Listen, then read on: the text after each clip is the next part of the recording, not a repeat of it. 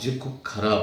নরেন্দ্র মোদী, অমিত শাহরা যতই চেষ্টা করুক, এই তাদের প্রচারের ফানুস এগুলো ফাটছে। সিলিন্ডার গ্যাসের দাম বাড়ছে, পেট্রোলের দাম বাড়ছে, ডিজেলের দাম বাড়ছে। কেননা তাদের বদান্যতার কারণেই আজকে এই আন্তর্জাতিক ক্ষেত্রেতে যে অস্থিরতা এই মধ্যপ্রাচ্যে,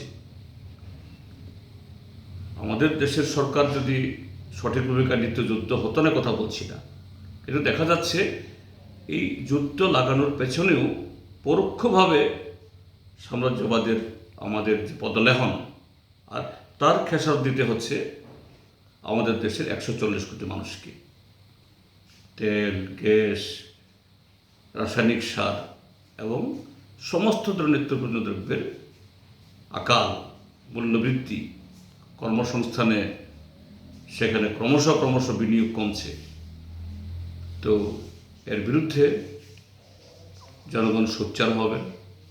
জনগণ এই দেশের সরকারের, এরা যখন দেখছে এসব কারণে তাদের জনবিচ্ছিন্নতা, এখান থেকে কীভাবে উদ্ধার পেতে পারে তার জন্য এসআইআর ইত্যাদি নিয়ে, কাজে সবটা মিলিয়েই আমাদের রাজ্যের জনগণ, দেশের জনগণ সচেতন হবেন, সজাগ হবেন, রাস্তায় নামবেন, এটা আমি আশা করি।